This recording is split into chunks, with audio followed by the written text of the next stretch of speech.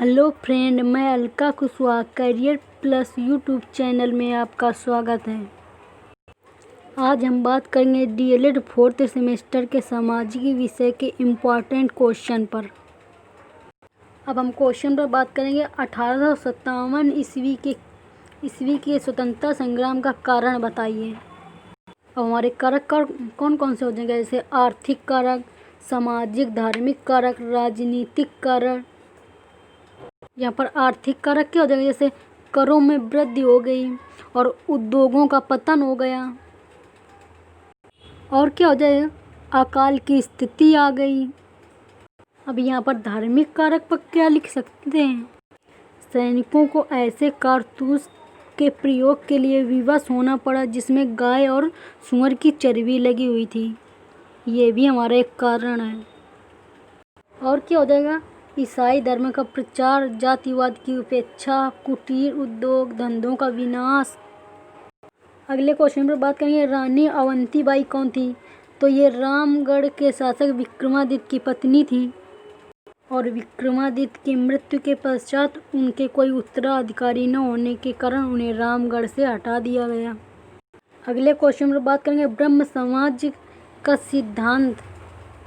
तो यहाँ पर सिद्धांत कौन कौन से होंगे, ईश्वर एक है, उसकी पूजा के लिए मूर्ति पूजा की आवश्यकता नहीं है, पूजा का अधिकार सभी को है, आत्मा अजर अमर है, ईश्वर कर्मानुसार फल देता है, ब्रह्म समाज प्रेम और सत्य में विश्वास रखता है, जातिवाद और छुआछूत का विरोध करता है। अगले क्वेश्चन में बात करेंगे, श्रीमती एनी बेसेंट मूलतः कहाँ की निवासी थी। तो श्रीमती एनी बेसेंट आयरिश की निवासी थी।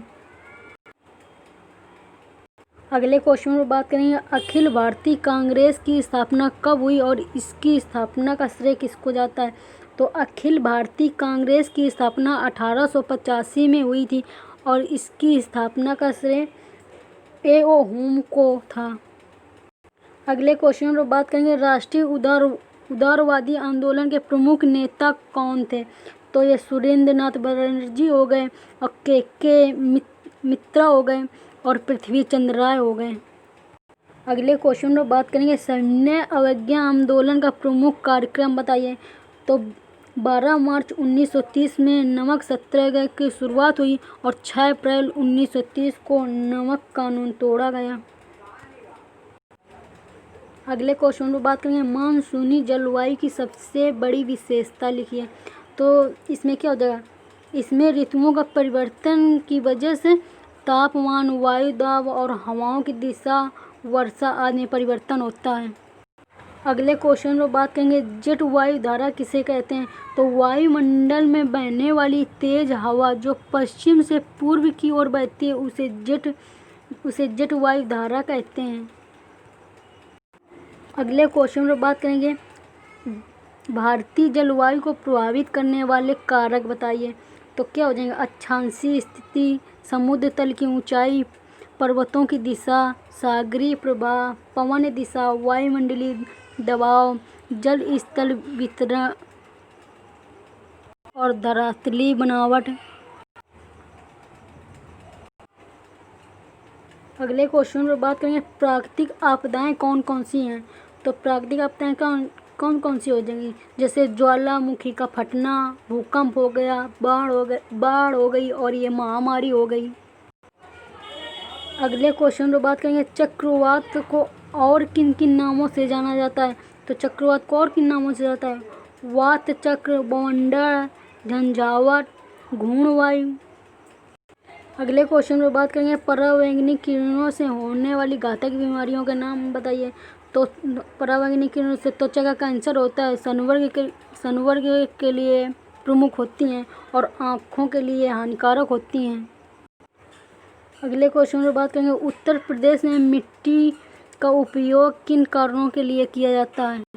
हमारे पेड़ पौधे मिट्टी से जल एवं खनिज लवण को अवशोषित करते हैं और जल तथा कार्बन डाइऑक्साइड की सहायता से सूर्य की प्रकाश की उपस्थिति में अपना भोजन स्वयं बनाते हैं।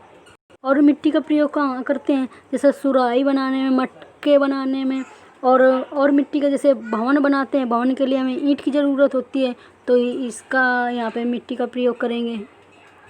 अगले क्वेश्चन पर बात करेंगे रिहंद बांध परियोजना किस प्रदेश, किस जिला तथा किस नदी में स्थित है?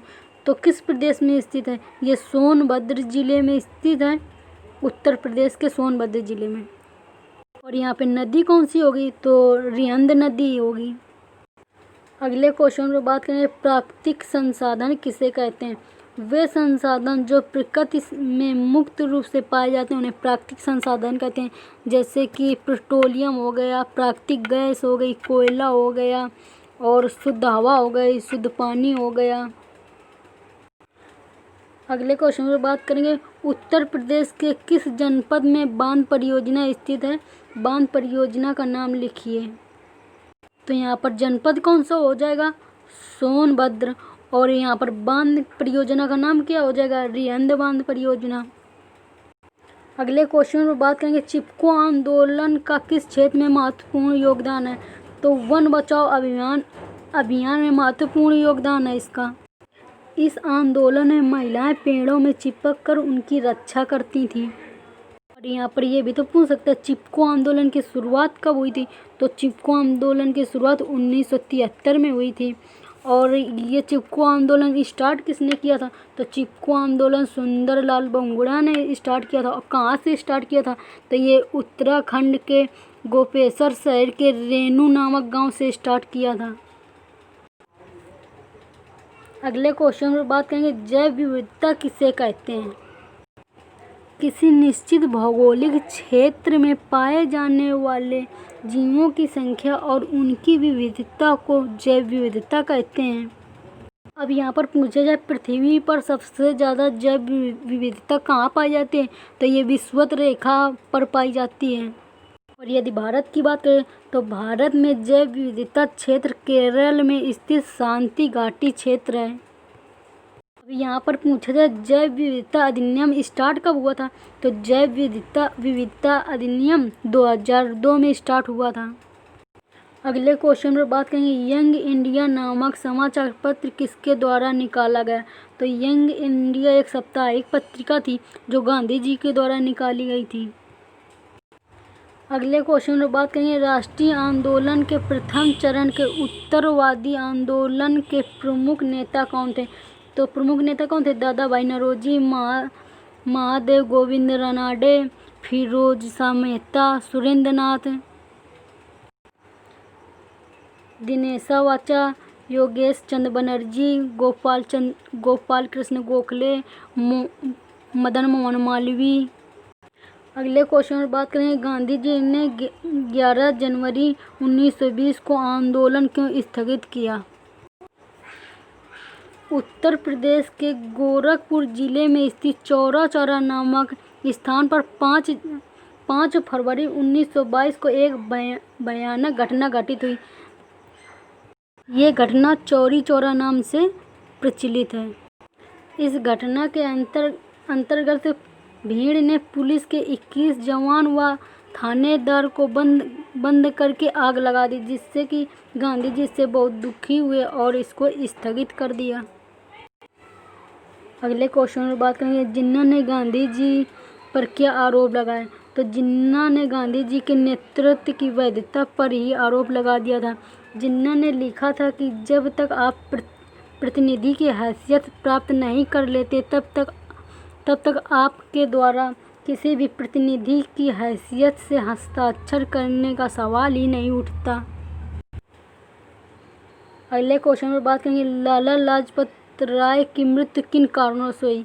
तो लाला लाजपत राय भारतीय राष्ट्रीय कांग्रेस गरम दल के नेता थे और इन्होंने सन 1928 ईस्वी में साइमन कमीशन के विरुद्ध में एक प्रदर्शन किया, जिससे कि लाठीचार्ज में ये बुरी तरह से घायल हो गए और 17 नवंबर 1928 में इनकी मृत्यु हो गई।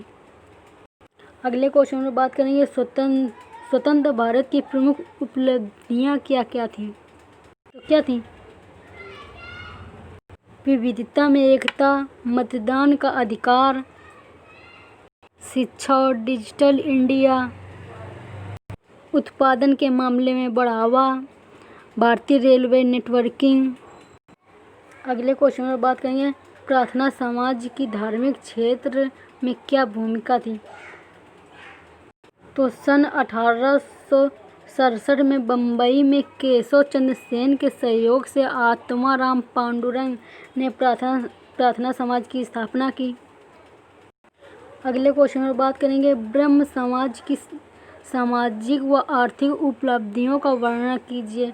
तो धर्म सुधारकार राजा राम मोहन राय ने प्राचीन धर्म की श्रेष्ठता को स्थापित कर हिंदू धर्म को अन्य धर्मों के समक्ष खड़ा किया। सामाजिक कुप्रथा की समाप्ति तथा समाज सुधार राजा राम मोहन राय के तर्क द्वारा सभी धार्मिक अंधविश्वासों और रूढ़िवादियों का खंडन किया, जिसके कारण भारतीय समाज का निरंतर पतन हो गया।